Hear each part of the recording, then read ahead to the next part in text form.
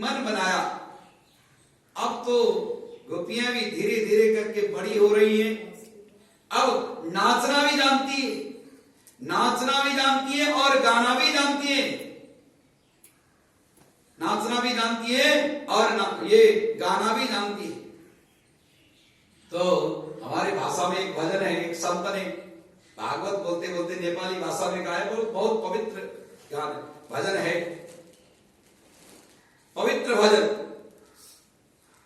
भगवान ने जब वो कहती हैं कि संत गाते हैं कि ठाकुर जी माखन खाते हैं, बांसुरी को बजाते हैं और उन लोगों को नचाते हैं, स्वयं दर्शन करने वाला दर्शक बन करके बैठ जाते हैं, दर्शक बन करके बैठ जाते हैं।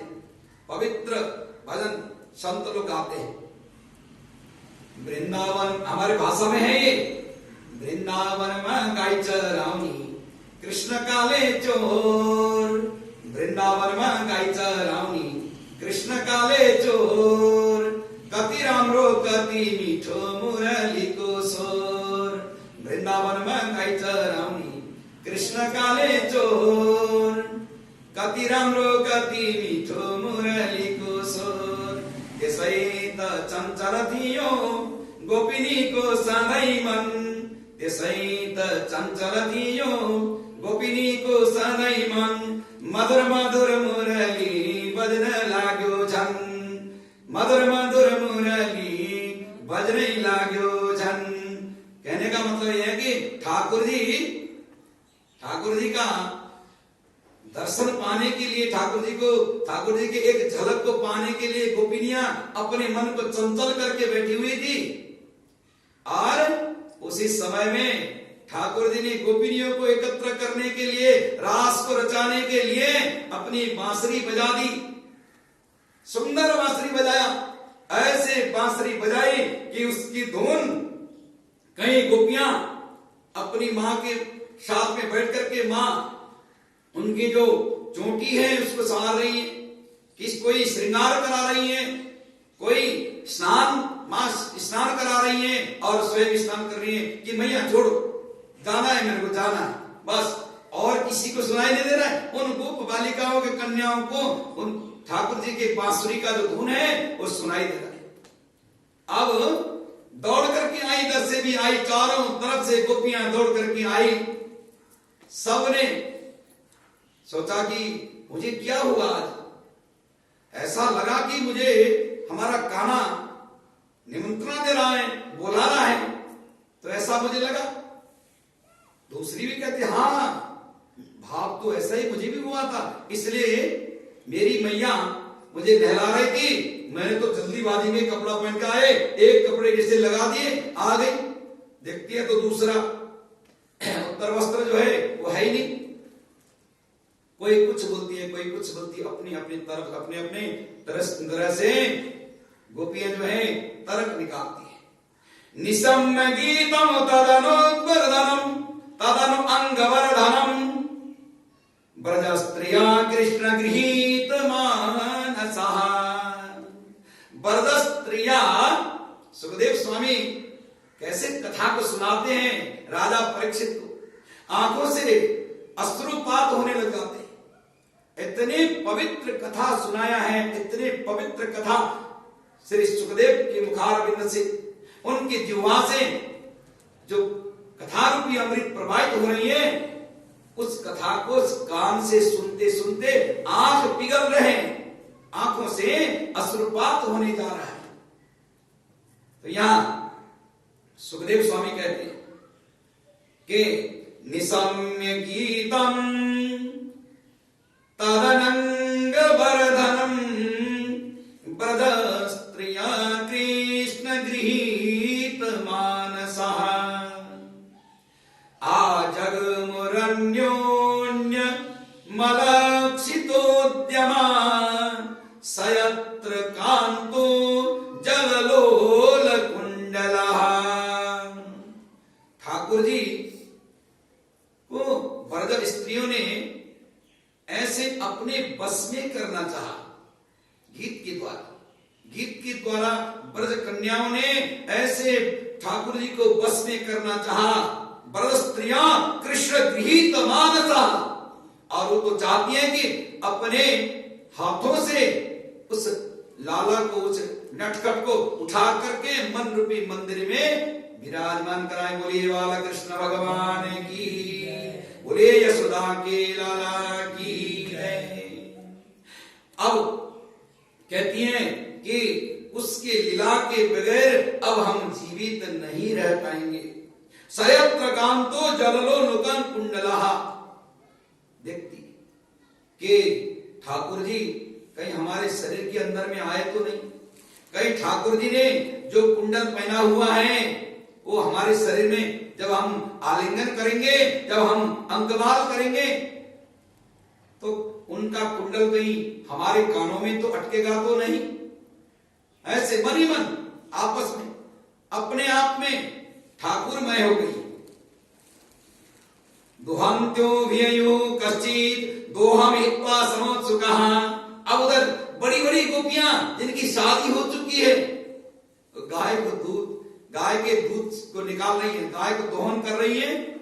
गाय को दोहन करते करते कृष्ण के भाव में विभोर होकर के जहां दूध निकालना था वहां निकाल ही नहीं रही है, बाहर को निकाल रही है। और ठाकुर जी जाकर के उस दूध को अपने मुंह लगा करके गोपियां थन से खींच रही हैं और ठाकुर जी दूध पी रहे हैं। क्या भाव था! ऐसा लगता था कि मैं दूध को काट रही हूं, निकाल रही हूं, और मेरे काना जो है आकर के पी रहा है। ताबार्य माना पतिभी पितृभीर भ्रातृबंधुभी गोविंदा परितात्मानो नन्यत परतंत मोहितः न्यवपर्तंत मोहितः। अंतर्गृहा, घर के अंदर में सेवा कर रही है। कोई घर में चूल्हा चौक कर रही है, कोई बर्तन से सफाई कर रही है, कोई कपड़ा धो रही है, कोई अन्न आदि को तैयार कर रही है, अमनिया कर रही है, कोई सब्जी वब्जी को तैयार कर रही है। काम यहां हाथ से कर रही है, मन ठाकुर जी तक पहुंचा हुआ है, ठाकुर भगवान श्री कृष्ण के तरफ पहुंचा हुआ है।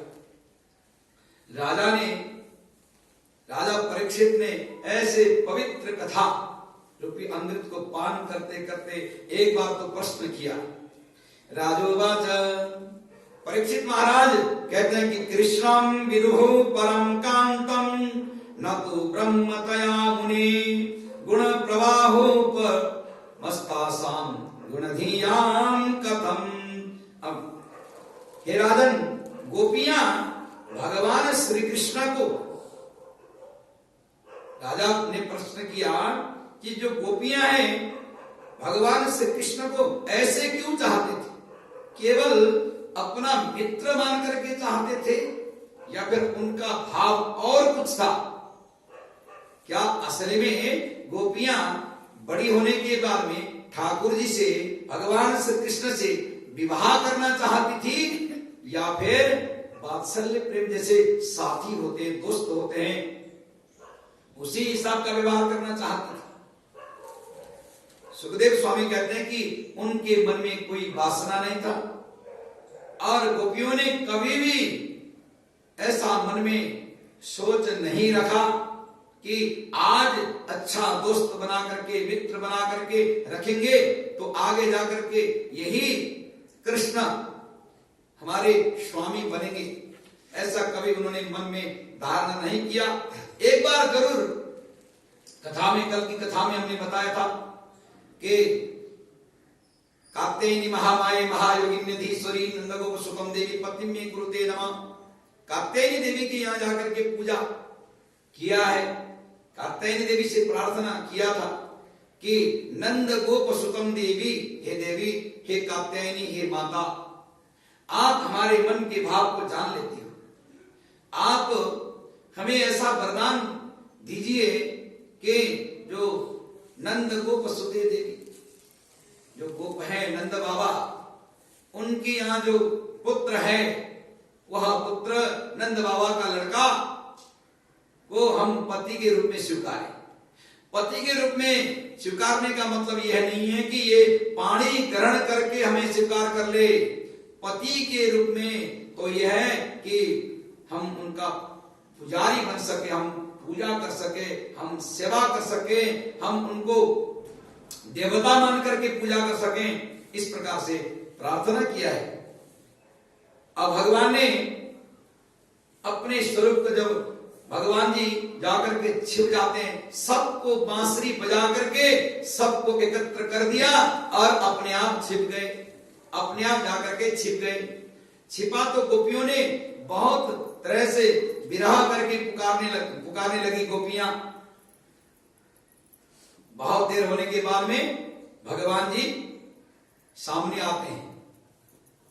सामने आकर के क्या बोलते हैं कि स्वागतम वो महाभागा प्रियम किम करवाणि ब्रजस्यानामयं कश्चित् व्रतागमन कारणम।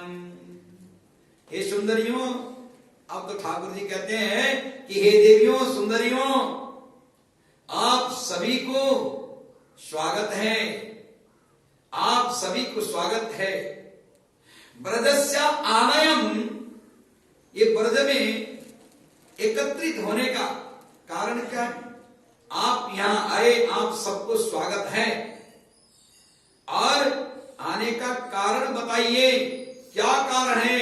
वृता गमन कारणम, वृता आगमन कारणम, आने का कारण आप बताइए। रजन्नेसा घोर रूपा, कोई बाल तैयार कर रही थी और चोटी बांधने से पहले ही आई है। किसी ने कपड़ा पहनना शुरू किया था, तो कपड़े को आधा पहन करके आई। कोई इधर तनी बांधे इसके कपड़े के, एक दो तनी बंधी हुई है, दूसरे वैसे ही लटकी पड़ी है। अनेक पटपटान करके ऐसे आई हो। और ठाकुर जी तो बड़े प्रेम के साथ में बोलते हैं कि मां मातरः पितरः पुत्रः भ्रातरः पतयच्चवः विचिन्यन्ति ह्यपश्यन्तु नाकृत्वं बन्धुसाध्वम्। कहते हैं कि क्या तुमने मां से पूछ करके इधर आने का मन बनाया है? ठाकुर जी कहते हैं कि अपनी मां से तो पूछ के आना चाहिए। छोटे बच्चे क्या बोलते हैं कि दूसरे आकर के रोड से आवाज लगाता है कि आ जाओ साहिल, क्रिकेट खेलने के लिए जाना है। दूसरा कहता है कि मैं जरा मम्मी से पूछ लूं। मम्मी से पूछने के बाद में मम्मी बोलेगी तो आता हूं। ऐसे बोलते हैं कि नहीं बच्चे? मम्मी से आगे लेकर के आना। तो बाद में कुछ हो जाए तो क्यों गया था, चोट पटक लगा करके आया, तो नहीं, आप ही ने तो भेजा था। दोस्त मम्मी के ऊपर लगाने के लिए पहले ही मम्मी का आज्ञा चाहिए। अब ठाकुर जी कहते हैं कि तुमने मातरः पितरः पुत्रः भ्रातः, तुमने मां, पिता, भाई, इन सब को पूछ करके आई हैं, या फिर उनको कुछ भोजन को आदि दे करके आई हो, या फिर ऐसे ही दौड़ी आई हो? और जो विवाहिता हैं उनसे ठाकुर जी पूछते हैं कि आपके गोदी में तो मैंने बालक देखा था, उन बालकों को कहां छोड़ा? छोटे छोटे बालक हैं, उन सब बालक आदि को छोड़ा।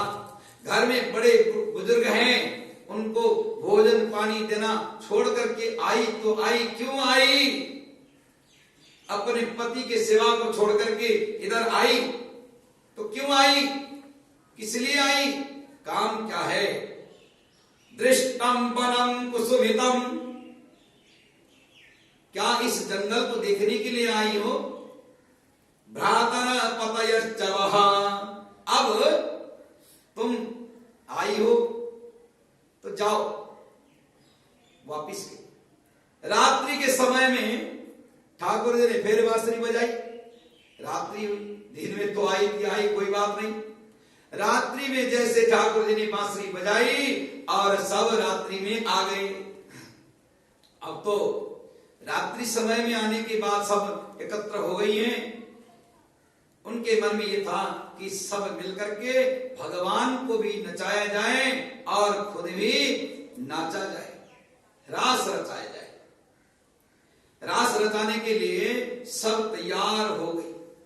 भगवान कहते हैं कि इसी समय में जो तुम यहां आकर के नाच गान कर रही हो, मुझे अकेला समझ करके इधर कभी कोई खींचती है, कोई दूसरी खींचती है, कोई इधर को धक्का देती है, कोई गले में हाथ लगाती है, तो ऐसा करते आपके माता पिता भाई पुत्र आदि कोई देख ले तो क्या होगा?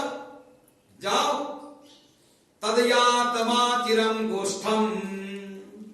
अब कोई तो बहू आदि भी थी, बहाना क्या बनाती कि मैया आप घर में रहना, मैं गैया के गोष्ठ तक जहां गाय है गौशाला, वहां तक जाकर के गायों को सेवा